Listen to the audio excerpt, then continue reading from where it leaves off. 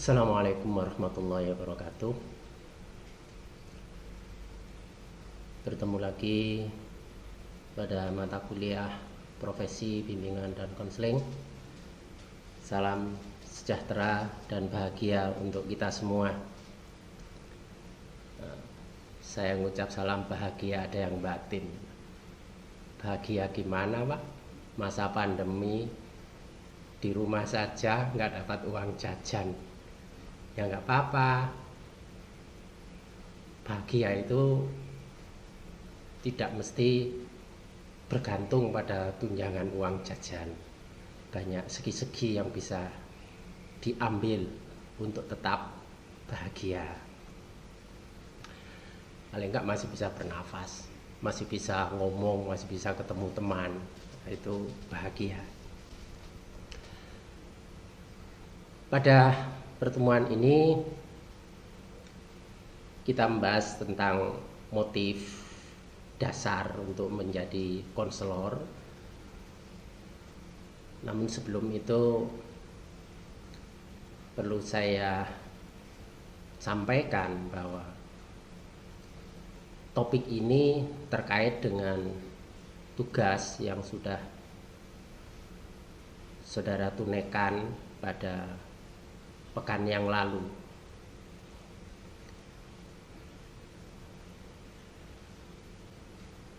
Mengambil peran dalam profesi pertolongan psikologis, kesehatan mental, bantuan kemanusiaan secara psikologis pada umumnya. Ini memerlukan pematangan pribadi. Karena itu personalisasi materi itu diperlukan. Materi itu bukan sekedar ditelaah, dihafalkan, difahami, tapi lebih memerlukan penghayatan. Dengan gitu supaya pengetahuan yang terserap itu langsung mempribadi. Katakanlah sebagai salah satu kondisi kondisi membantu, kondisi terapeutik yang diperlukan itu empati. Bukan pengetahuan tentang empati itu seperti apa, tapi bagaimana itu mewujud pada perilaku sehari-hari, menjadi bagian dari diri, sehingga instrumen untuk membantu, untuk melayani itu ya diri kita. Kenapa? Karena teknik-teknik itu sudah menyatu pada diri kita. Dan juga dengan keterampilan dasar komunikasi. Itu kalau sudah mewujud pada perilaku sehari-hari, maka keseluruhan pribadi ini dapat menjadi instrumen. Saudara melakukan refleksi, itu bagian dari penajaman penghayatan ini. Dan juga karena perlu memadukan antara pemahaman diri, kemudian pemahaman tujuan profesi, tujuan pendidikan. Maka selain ada kegiatan-kegiatan refleksi, kemudian menelaah teori, tapi juga perlu informasi mengenai kondisi lapangan. Saudara mengelaborasi semuanya itu diharapkan bisa menjadi pijakan-pijakan pokok untuk membangun karakter profesional saudara. Dari tugas yang sudah saudara kumpulkan, sementara yang sudah saya baca tidak saya temukan ada yang masuk ke jurusan BK itu bukan minatnya. Rata-rata yang sudah saya baca itu memang minat. Ya alhamdulillah kalau memang semuanya seperti itu. Tapi tidak tahu itu memang benar seperti itu atau yang menuliskan tidak minatnya itu untuk menghindari karena tugasnya beda. Kalau mengatakan tidak minat kan harus menceritakan pengalaman hidupnya, mungkin dianggap lebih lebih rumit atau apa nggak tahu. Tapi ya saya harap semuanya memang benar apa adanya. Kita latihan otentik dari awal apa adanya sehingga nanti akan mempribadi. Mengapa harus ada refleksi seperti yang sudah saudara lakukan dan perlu melakukan survei terhadap konselor yang sudah berpengalaman? Karena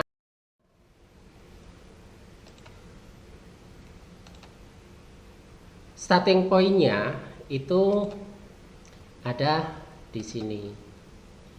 Jadi untuk titik pijak untuk menjadi konselor profesional itu memerlukan personalisasi konten itu tadi yang saya katakan, bagaimana materi itu bukan berhenti pada level pengetahuan tapi sudah menyatu bagian dari diri. Kalau orang sudah mengenal sikap dasar sebagai konselor misalnya, itu harusnya dalam perilaku sehari-hari bisa dibedakan dengan orang yang tidak pernah memperoleh pendidikan sebagai konselor. Cara bicaranya, cara memperhatikan orang, cara menanggapi orang, nah itu harusnya beda. Bahkan mungkin cara jalannya saja harusnya beda itu.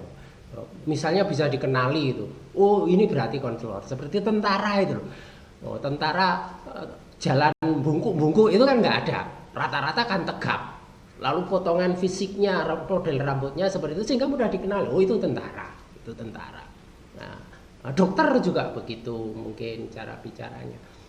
Kalau konselor itu bisa dikenali lewat perilaku sehari-hari. Ini sebagai indikator bahwa personalisasi konten, ilmu yang dipelajari itu memang telah mempribadi, meresap dalam satu penghayatan. Selain personalisasi, itu yang memang diperlukan pengembangan kompetensi. Dan ini saling terkait. Ini di tengah harusnya ada tanda panah ini.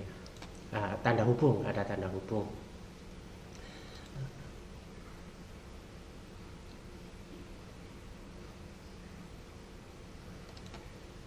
Baik personalisasi maupun pengembangan kompetensi ini diperlukan dan saling berhubungan untuk dua hal ini. Kalau kita mengetahui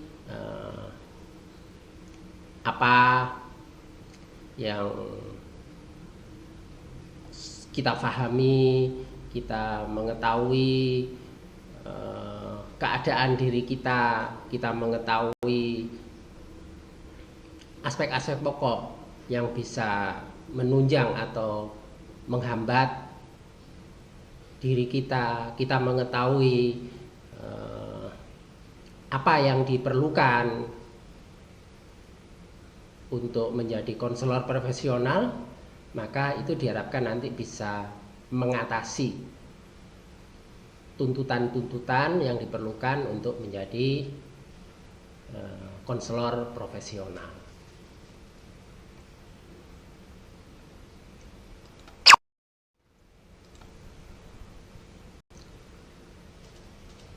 Jadi terkait dengan itu, dan ini ada hubungannya dengan tugas yang lalu, ada sejumlah pertanyaan yang lazim muncul pada siapa saja yang mempertimbangkan kemudian mengambil pilihan meniti karir sebagai konselor profesional. Ada pertanyaan-pertanyaan dasar berkenaan dengan apakah profesi konseling itu untuk saya. Ini kan topik yang lalu. Kemudian apakah karir dalam membantu orang lain itu merupakan passion saya? Saudara memang merasa nyaman, merasa cocok Dan itu memang bagian dari diri saudara. Orang kalau mengerjakan sesuatu yang sebenarnya dipaksakan, tidak sesuai dengan keadaannya, itu bukan passionnya, itu banyak menimbulkan konflik dan akan mengganggu efektivitas kerjanya. Jadi ini pertanyaan dasar berikutnya. Nah, ini dari awal harus jadi bahan perenungan. Pertanyaan pada diri pribadi menjadi dialog pribadi. Bukan berarti ketika bukan passion itu kemudian tidak cocok. Tidak. Orang bisa saja berubah menurut perjalanan waktu. Saya dulu tidak pernah membayangkan untuk menjadi seorang pendidik. Dari kecil angan-angan saya itu ya jadi angkatan laut. Tapi ketika keadaannya itu mengarahkan saya untuk masuk ke pendidikan guru, ya lama-lama menyukai. Jadi misalnya saudara tidak berminat, saudara tidak perlu berkecil hati, bisa saja dalam perjalanan waktu itu nanti akan tumbuh.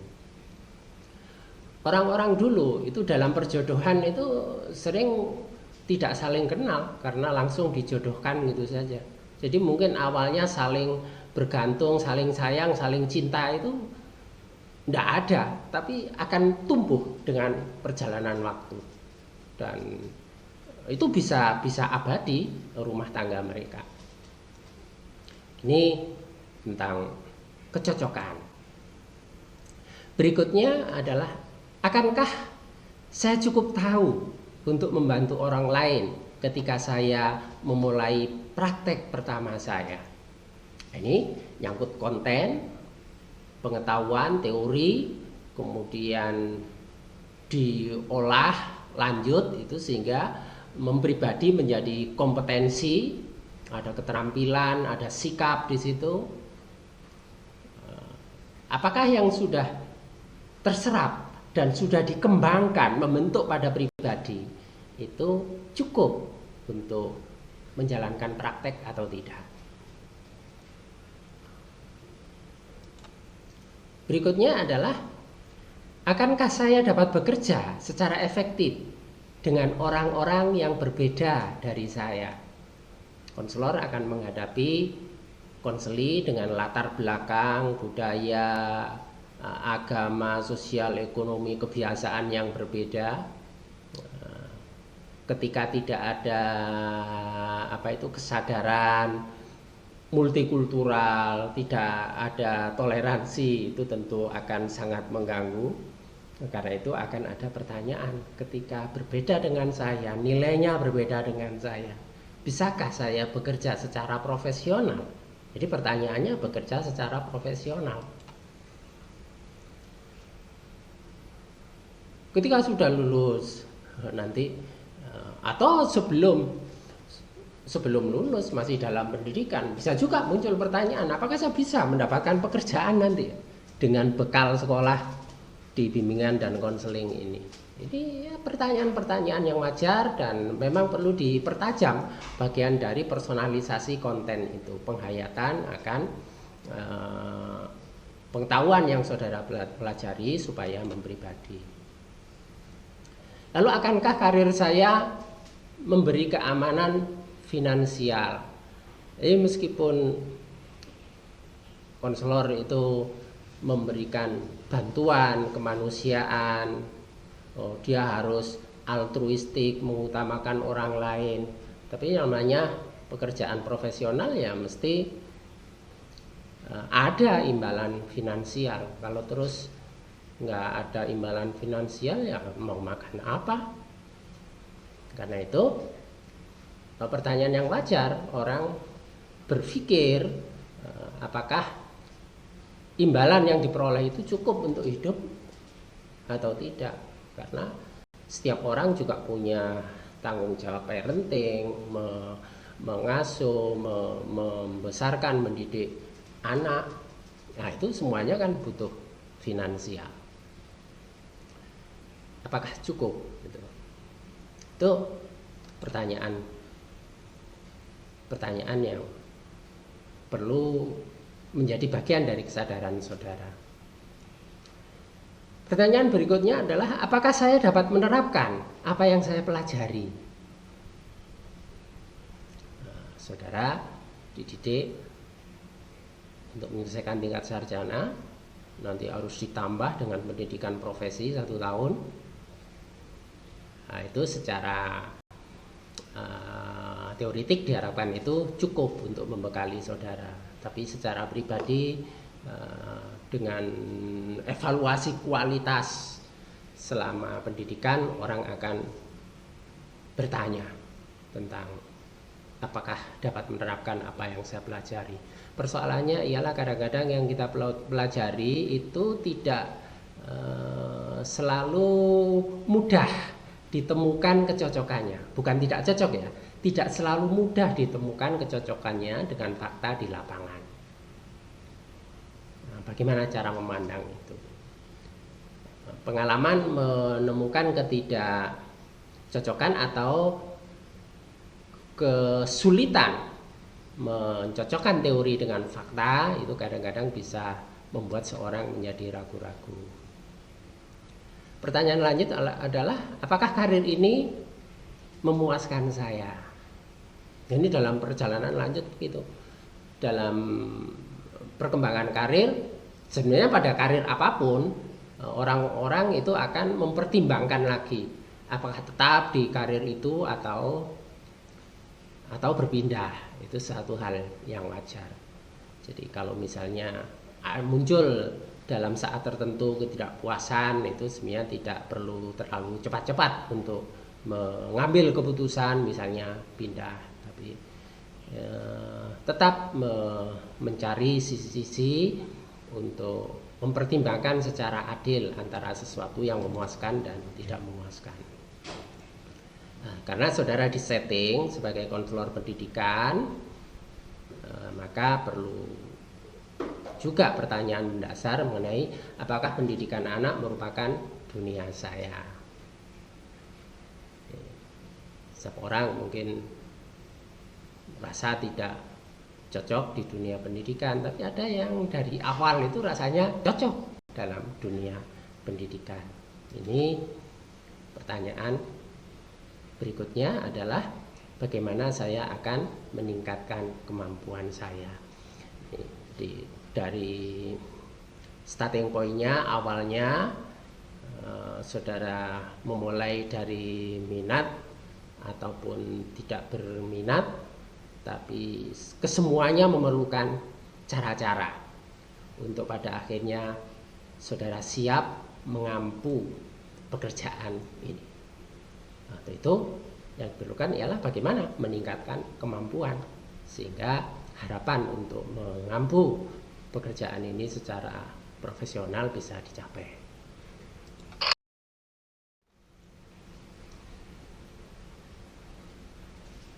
Untuk itu, dari pertanyaan reflektif yang sudah saudara buat, sekarang mari saya mengajak saudara untuk meninjau kembali motif saudara untuk menjadi konselor. Pertanyaan ini nanti untuk melihat bagaimana kebutuhan-kebutuhan pribadi itu bisa mempengaruhi kemampuan saudara untuk menjadi konselor yang efektif. Ada sejumlah motif. Mungkin motif itu satu sisi bisa menunjang, tetapi di sisi lain juga bisa menghambat.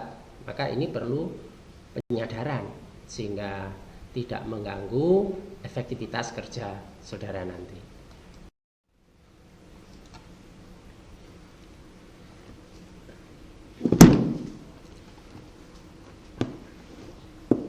Ini hasil penelitian berkenaan dengan sejumlah motif dari konselor di lapangan.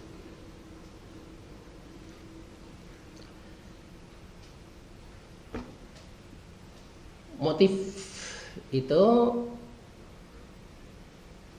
Kalau dirangkum sebenarnya ada dua, untuk memenuhi kebutuhan pribadi dan untuk membuat perbedaan pada kehidupan seseorang. Karena konselor itu sebagai agen perubahan. Tetapi secara rinci itu ada beberapa motif yang bisa dikenali. Pertama adalah kebutuhan untuk membuat dampak, to make an impact. Dampak, impact.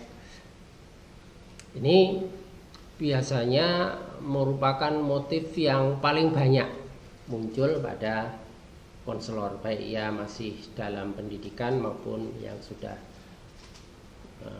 dalam jabatan atau sudah bertugas di lapangan. Artinya seseorang punya harapan untuk dapat memberikan pengaruh yang signifikan pada orang yang dilayani.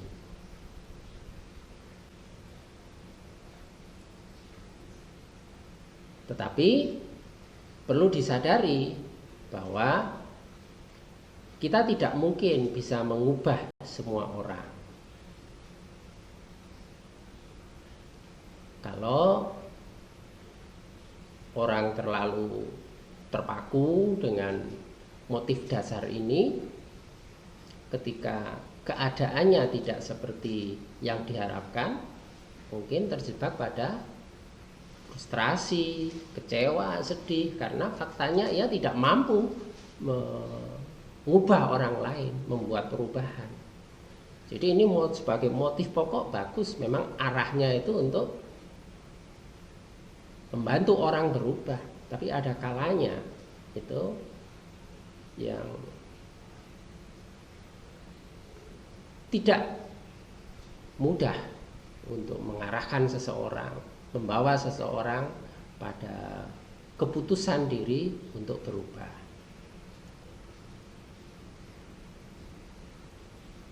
Tapi dari kesemuanya bahwa harus dilihat pekerjaan profesional saudara itu sebagai sumber untuk menemukan makna hidup. Bagus, ada keinginan untuk membuat dampak pada orang, membuat orang berubah, tapi keputusan untuk berubah itu letaknya bukan pada saudara, tapi pada pribadi orang yang bersangkutan. Ini perlu selalu diingat. Yang kedua, ada yang mengambil keputusan untuk meniti karir konselor itu untuk memenuhi kebutuhan membalas kebaikan. Mungkin saja seorang punya pengalaman dalam kesulitan, kemudian dibantu orang, lalu dia melihat ada orang yang dikagumi, atau dia menerima kebaikan dari orang lain, lalu ada dorongan untuk berbuat hal yang sama.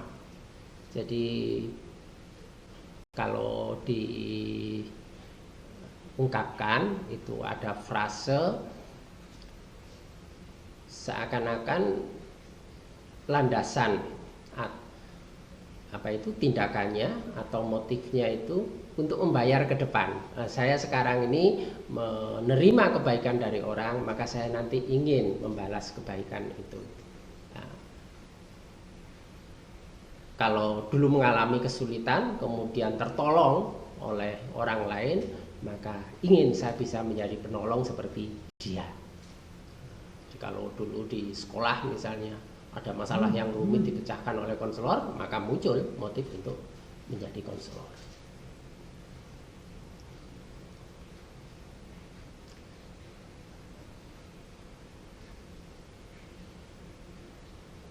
ini sering ditemukan konselor yang motifnya itu karena untuk membalas kebaikan.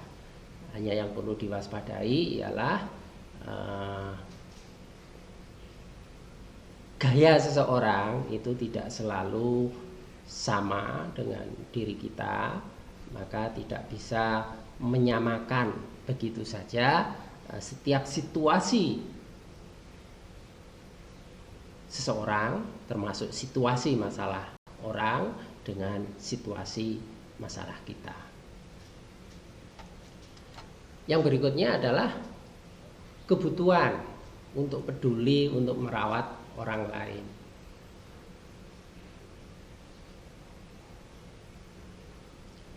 Di antara saudara bisa saja telah menjadi seorang perawat, seorang penolong, seorang konselor dari awal sebelum saudara masuk pendidikan konseling. Mungkin saja ada orang yang terlibat harus berbuat untuk keluarganya, untuk menolong saudaranya, menolong temannya. Itu menjadi pengalaman awal. Tetapi bisa jadi cara menolong itu tidak seluruhnya cocok dengan prinsip-prinsip konseling. Misalnya saja dalam membantu orang lain itu seorang menginginkan supaya semuanya berjalan dengan baik,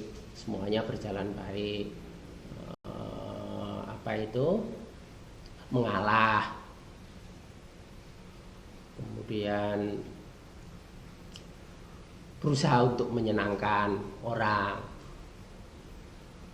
Padahal dalam konteks konseling itu untuk berusaha menyenangkan itu tidak selalu baik.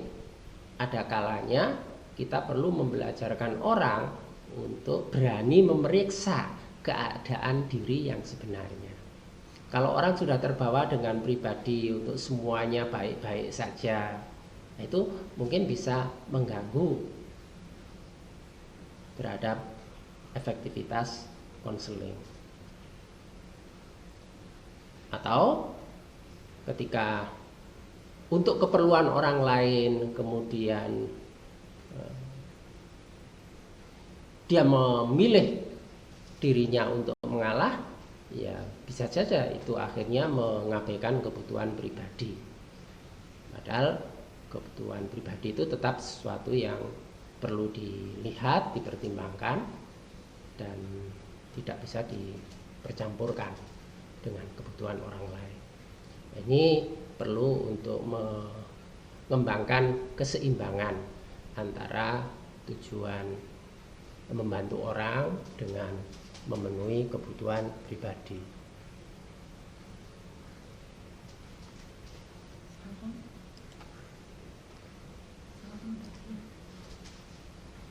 Berikutnya adalah kebutuhan untuk membantu diri sendiri.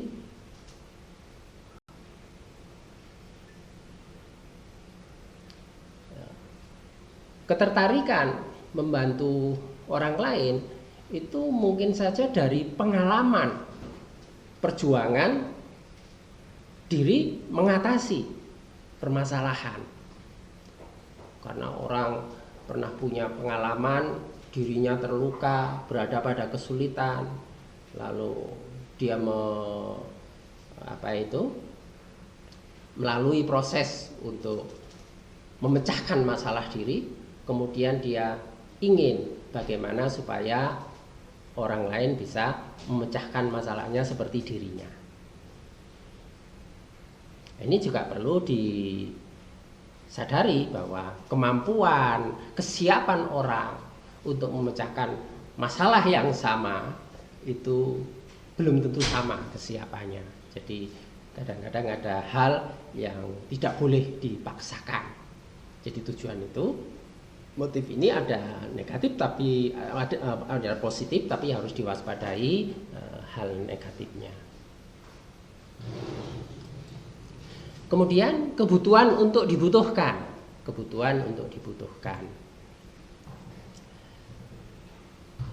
Sangat sedikit untuk menemukan konselor yang terbebas dari kebutuhan untuk merasa dibutuhkan. Naluriah manusia itu suka kalau dirinya diinginkan, suka kalau dirinya itu disetujui. Manusia itu suka kalau dirinya itu dihargai.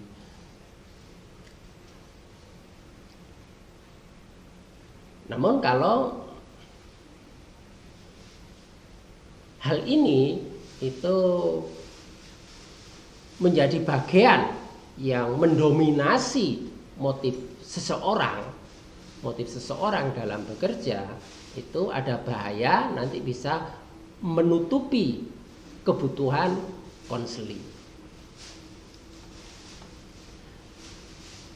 Berikutnya terkait dengan itu adalah kebutuhan untuk mendapatkan pengakuan dan status. Seorang mungkin memiliki harapan mendapatkan pengakuan dan memperoleh status tertentu. Jadi selain memperoleh pendapatan finansial tertentu, orang juga butuh pengakuan.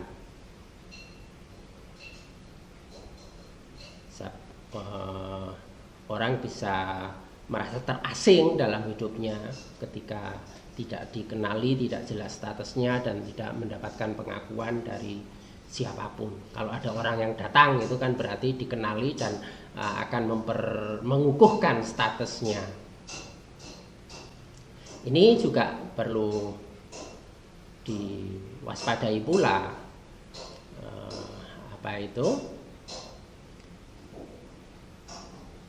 bahwa konselor itu akan bekerja dengan orang-orang yang mungkin secara finansial atau situasi tertentunya itu serba kekurangan, tidak menguntungkan, yang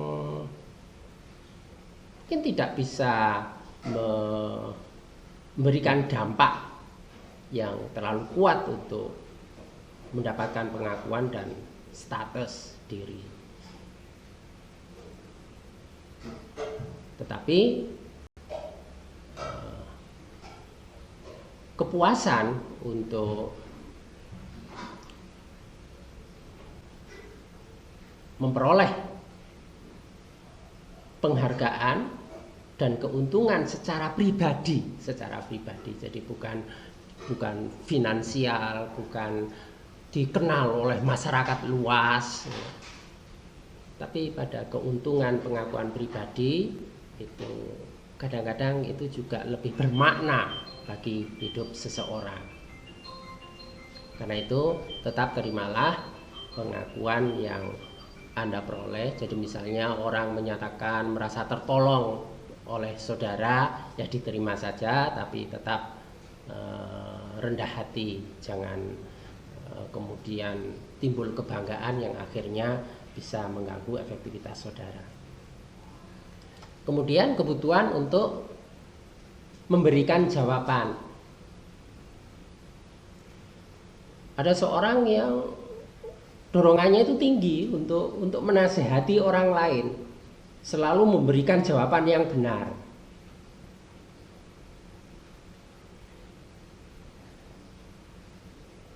Meskipun Anda mungkin menemukan kepuasan dengan mempengaruhi orang lain, menunjukkan apa yang perlu dilakukan, yang sebaiknya dilakukan, penting untuk disadari bahwa jawaban Anda mungkin bukan yang terbaik untuk mereka, karena situasinya berbeda.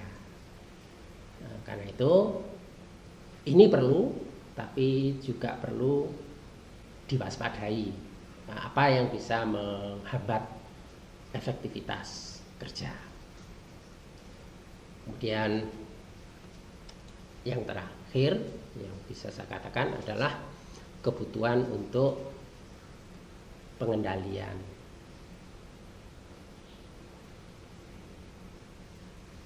Seorang itu mungkin ingin bisa mengendalikan kehidupan orang lain. Hampir semua orang tua misalnya pasti ingin punya kontrol terhadap anaknya, tidak ingin lepas. Memberikan arahan begini-begini itu kan mesti itu dalam rangka kebutuhan untuk bisa mengontrol. Benar kan guru juga begitu. Ingin bisa mengontrol murid-muridnya. Supaya arahnya itu, pilihan-pilihannya itu tetap ada yang baik menurut pandangan diri kita.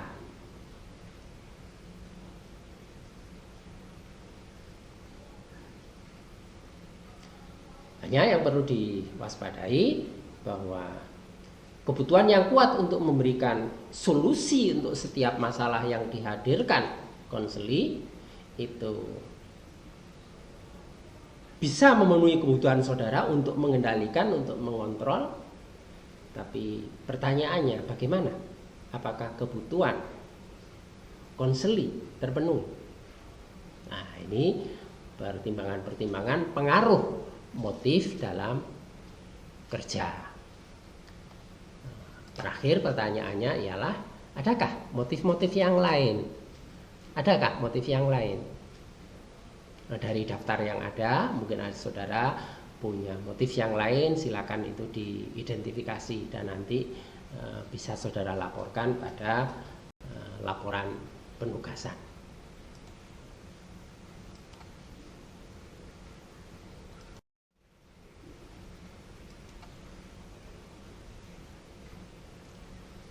Setelah kita pahami tentang motif dasar, maka perlu kita ketahui gambaran konselor yang ideal itu seperti apa.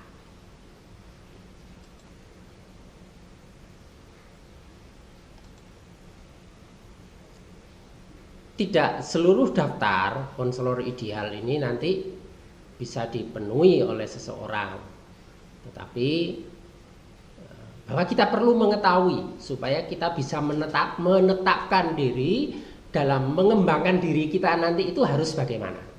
Yang pertama adalah punya komitmen untuk menilai secara jujur kekuatan dan kelemahan diri. Orang itu bukan hanya punya kekuatan, tapi juga punya kelemahan. Menutupi kelemahan itu bisa jadi membahayakan diri maupun orang lain. Nah, karena itu gaya sekarang itu kan orang bekerja itu adalah bekerja secara tim supaya bisa disinergikan di antara kekuatan dan kelemahan masing-masing. Berikutnya adalah menyadari bahwa kualitas hubungan konseling atau terapeutik lebih dapat memprediksi keberhasilan daripada teori dan teknik. Jadi kualitas hubungan pribadi saudara,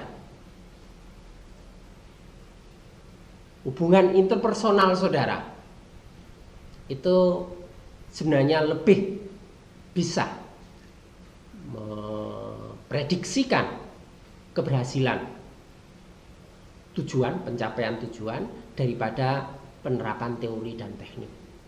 Saudara punya penguasaan teori teknik yang bagus, tapi kalau hubungan pribadi saudara jelek, jangan diharapkan bahwa saudara akan mencapai efektivitas konseling dan menjadi konselor yang ideal. Saudara akan dijauhi oleh konseling. Berikutnya, memiliki rasa ingin tahu yang mendasar dan terbuka untuk belajar. Satu sisi ingin paham, ingin tahu lebih banyak, yang dalam praktek tentu tidak gegabah, tidak mudah merasa cukup dengan apa yang sudah diketahui, tapi ingin tahu lebih dalam supaya lebih memahami. Bukan hanya buku, tetapi yang lebih penting ya memahami konseli itu. Memahami konseli dan terbuka untuk belajar. Ketika mengetahui kekurangan-kekurangan, maka dia juga harus mau berubah. Bisa saja dari apa yang diketahui dan dipraktekkan itu ternyata diketahui itu salah, ya perlu merubah diri. Ini namanya terbuka untuk belajar lebih lanjut. Berikutnya adalah memiliki keterampilan interpersonal untuk menjalin kontak yang baik dengan orang lain. Makanya ada pelajaran keterampilan dasar, konseling, itu dalam rangka meningkatkan keterampilan ini, terutama adalah menjalin kontak hubungan yang baik dengan orang lain. Harus bisa membedakan hubungan yang efektif dan tidak efektif. Kemudian prinsip-prinsip hubungan interpersonal yang bagus itu seperti apa, itu perlu dikembangkan. Lebih lanjut adalah peduli pada konseli.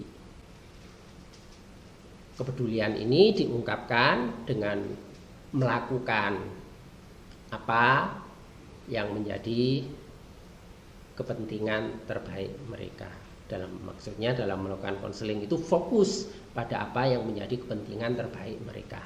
Bukan dasarnya itu kebutuhan konselor. Ini kepedulian. Kalau kebaikannya menurut kita, itu namanya kita peduli pada diri kita sendiri, karena kita menginginkan supaya orang seperti kita. Ini tidak diharapkan. Tapi peduli pada konseli, pemahaman terhadap konseli, dan yang terbaik menurut dia itu seperti apa. Nah, kita bekerja atas dasar itu, membantu mereka untuk memilihkan yang terbaik, itu bisa, dan membantu mereka untuk mencapai apa yang telah diputuskan, dipertimbangkan oleh mereka sebagai yang terbaiknya.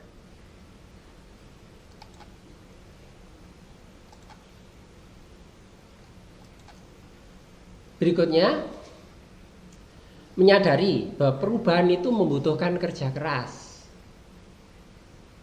Tidak selalu mudah bagi seseorang itu untuk berubah. Kadang-kadang ada membutuhkan waktu lama. Sebagai pihak yang menolong, mungkin memerlukan berbagai cara, mengenalkan berbagai strategi untuk mencapai tujuannya. Jadi butuh kerja keras. Dan Anda tetap bersedia bersama konseli melalui proses yang sulit ini. Jadi kadang-kadang sulit untuk membawa orang sampai pada perubahan yang diharapkan ini. Membutuhkan waktu lama. Ada kesediaan tetap, jadi nggak mudah jenuh, nggak mudah bosan. Lebih lanjut adalah menyadari konseli sering membatasi diri secara imajinatif tentang kemungkinan masa depan mereka.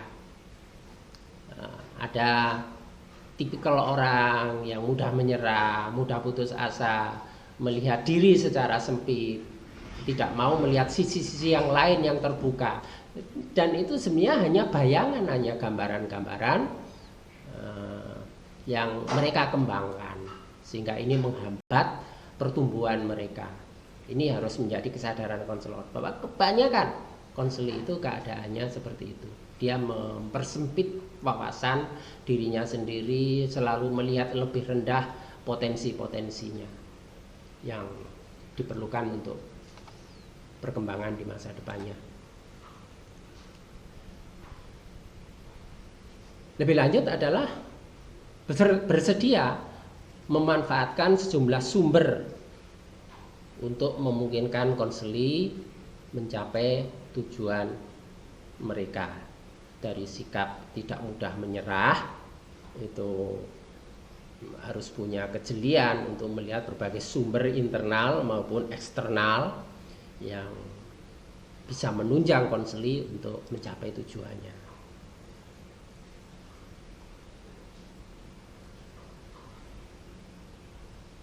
Berikutnya, menunjukkan rasa hormat, respect kepada mereka dengan tidak memaksakan konseli untuk mengikuti pola yang telah terbentuk sebelumnya. Dari hal-hal yang sifatnya umum, mungkin saja ada kekhasan pada orang tertentu. Anda harus punya rasa hormat, punya respect itu, tidak melihat itu sebagai sesuatu yang abnormal misalnya, berbeda dari umum, terus mendapat stigma yang buruk, terus seorang dipaksakan untuk mengikuti pola yang umum atau untuk mengikuti pola diri saya. Nah, ini harus ada menunjukkan respect sehingga tidak terjadi pemaksaan-pemaksaan yang sekalipun itu dipandang baik tetapi itu mencederai orang lain. Lebih lanjut adalah bersedia untuk berbicara tentang ketidakadilan yang ada di masyarakat yang berdampak negatif pada konseli.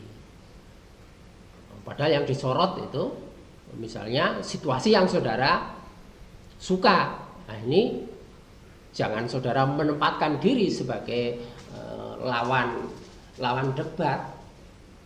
Beri kesempatan orang untuk menyatakan ketidakadilan situasi yang ia pandang, dan Anda bersedia untuk mendengarkan dan berbicara tentang itu, karena situasinya itu mungkin dirasakan tidak menguntungkan bagi konseli yang bersangkutan, meskipun menurut saudara itu baik-baik saja, tapi dengarkan dan berbicara, dibahas. Itu butuh kekuatan pengendalian dari seorang konseli.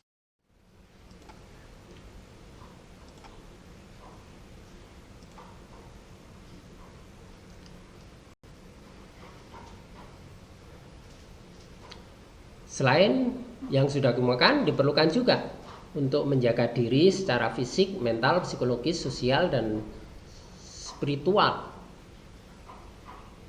dengan melakukan apa yang Anda sarankan. Artinya apa yang saudara nyatakan itu cocok, bagus dilakukan oleh konseli, memang saudara sudah membuktikan, saudara sudah pernah melakukan hal itu. Dan jangan saudara mengajak konseli untuk melakukan sesuatu yang itu sebenarnya bersumber dari kegagalan saudara supaya dilakukan oleh orang lain. Kan kadang-kadang ada itu orang tua yang gagal mencapai tujuan tertentu, lalu itu dipaksakan untuk diwujudkan oleh anaknya. Jadi saudara harus adil dalam hal ini. Sesuatu yang memang saudara rekomendasikan, saudara bahas, saudara arahkan, itu secara empirik saudara mengalaminya.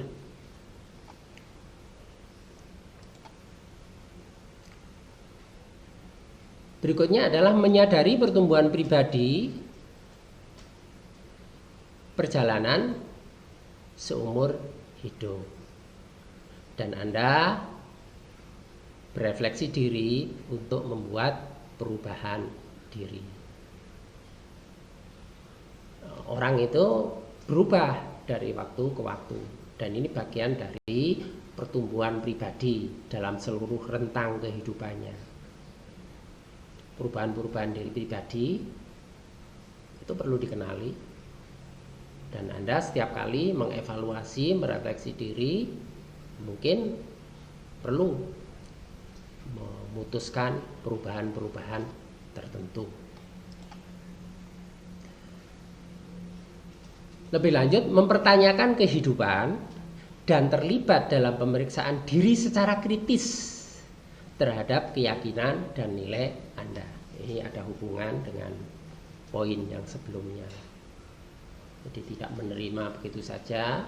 Jadi ada saat tertentu mengadakan evaluasi, mempertanyakan keadaan, kemudian meninjau secara kritis sehingga tidak jumut, tidak tetap begitu saja menganggap semuanya sudah selesai, ya biar berjalan seperti itu saja. Tapi selalu memberikan pemeriksaan kritis terhadap keyakinan dan nilai Anda.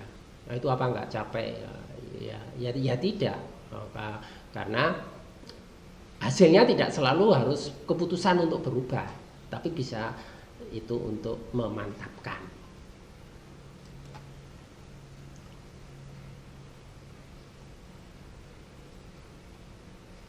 Lebih lanjut adalah telah menjalin hubungan yang bermakna dengan beberapa orang penting, significant others. Jadi secara empirik pengalaman itu ada. Bagaimana saudara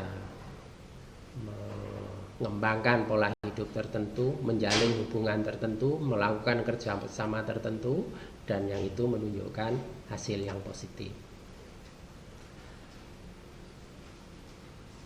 Meskipun memiliki rasa cinta diri, harga diri yang sehat, Anda tetap tidak boleh mementingkan diri sendiri. Ada bagian diri kita yang sehat itu seimbang dengan bagian diri kita yang terluka. Ada kesukaan, ada rasa harga diri yang positif, bagus, tapi tetap perlu melihat kepentingan konseling. Jangan Anda mengutamakan sesuai dengan cara pandang.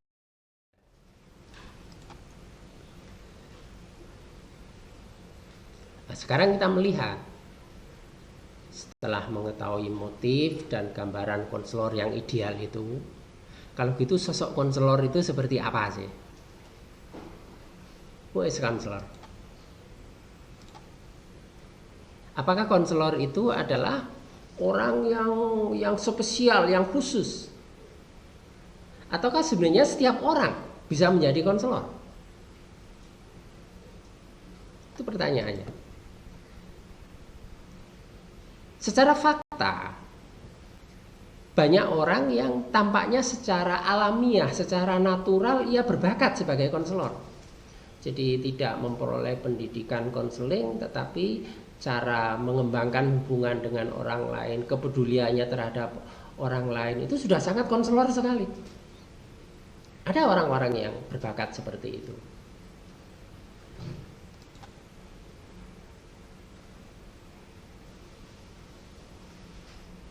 Tapi juga terdapat orang-orang yang tampaknya ya kurang cocok untuk menjadi konselor, untuk melakukan pekerjaan konseling. Misalnya gampang baper itu kan ya nggak cocok untuk melakukan konseling. Nanti ikut hanyut pada masalah konseling. Orang yang temperamental mungkin tidak cocok untuk konseling. Nah, pengamatan umum menunjukkan hal-hal seperti itu. Tapi kesimpulannya ialah bahwa kualitas pribadi itu mungkin saja bisa menghambat kerja konseling. Ya, kualitas pribadi bisa menghambat kerja konseling. Tetapi secara umum, apabila ini rumus, ini dalilnya. Secara umum, siapapun ya, yang mau menyediakan waktu, punya semangat yang kuat untuk mengembangkan diri,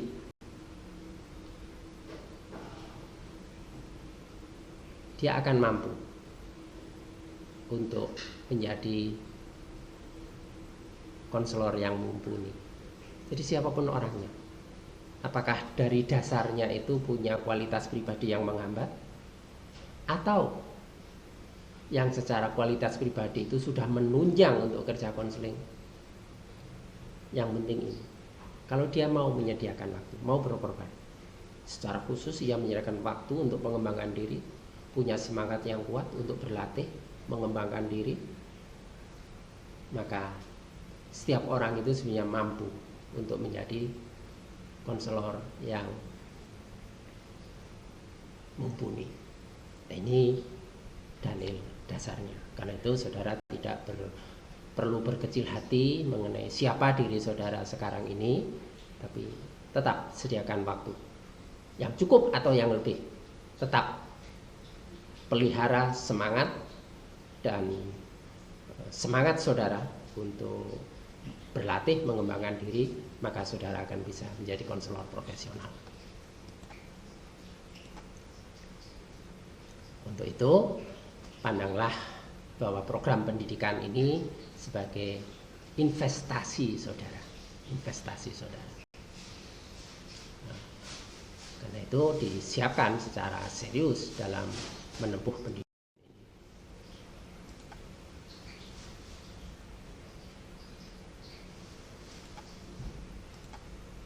Ada ya segi keuntungan lah dari profesi konseling ini. Jadi tidak seluruhnya itu menyedihkan, sekalipun konselor itu sebagai keranjang sampah. Jadi kalau yang situasinya itu yang jelek-jelek itu larinya ya pada konselor, tapi ketika sedang enak itu ya enggak pada konselor. Sekalipun keadaannya seperti itu, tetap ada keuntungan yang bisa atau kebahagiaan yang bisa dirasakan oleh konselor. Kenapa? Yang pertama, bahwa konselor itu memiliki banyak kesempatan untuk merefleksikan kualitas hidup sendiri. Saudara melihat kualitas hidup orang lain, saudara bisa membandingkan dengan kualitas hidup saudara sendiri. Mungkin dengan itu saudara akan lebih banyak bersyukur. Lalu bisa memberi Anda kepuasan karena telah membuat perbedaan signifikan bagi orang lain, sehingga orang itu bisa meningkatkan makna hidupnya.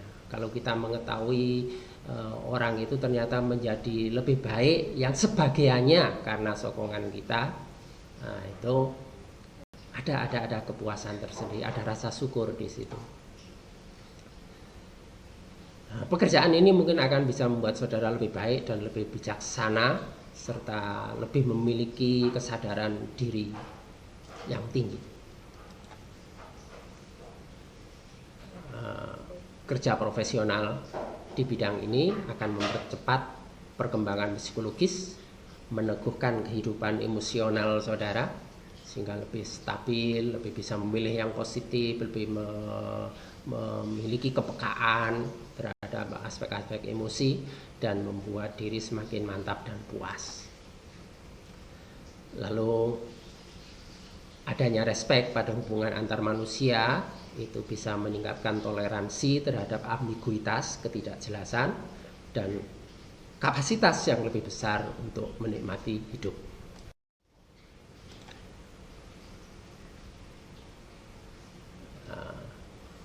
Namun dari gambaran-gambaran itu, saudara tetap perlu mengembangkan harapan-harapan yang realistik. Harapan-harapan yang realistik. Dari tugas saudara itu ada yang ditemukan, mungkin saja ternyata tidak terlalu sesuai dengan keadaan diri. Maka saudara mungkin perlu menguji ulang dan untuk mengembangkan harapan yang realistik. Dan ini sebagai tugas saudara, bagaimana saudara menilai kekuatan dan kelemahan saudara, keadaan saudara, saudara meninjau tuntutan pendidikan saudara, saudara meninjau kemungkinan kerja saudara di lapangan untuk bisa mengembangkan harapan yang realistik. Ini tugas terkait dengan pertemuan hari ini. Ya, ingat, untuk tugas kelompok berarti mulai pekan depan atau pertemuan keempat, presentasi kelompok 1. Namun semua kelompok harus mengumpulkan tugasnya dalam file Word pada hari itu juga, sedangkan PPT-nya nanti bisa sesuai dengan jadwal presentasi. Ada pilihan bebas saudara, mau menyelenggarakan secara sinkron atau asinkron. Secara informal dari lembaga itu memang ada semacam ada saran, walaupun tidak terlalu resmi ya. Ada himbauan begitulah. bahwa sinkron itu baik, tapi mengingat biayanya itu tinggi, sehingga sedapat mungkin sinkron itu dibatasi. Ya paling enggak 2 kali dalam 1 semester, tapi yang lebih banyak itu adalah asinkron. Ini untuk saudara saya berikan pilihan bebas, saudara nanti dalam presentasi itu akan menyajikan secara sinkron ataukah asinkron. Silakan. Baik, ini materi pada pertemuan hari ini.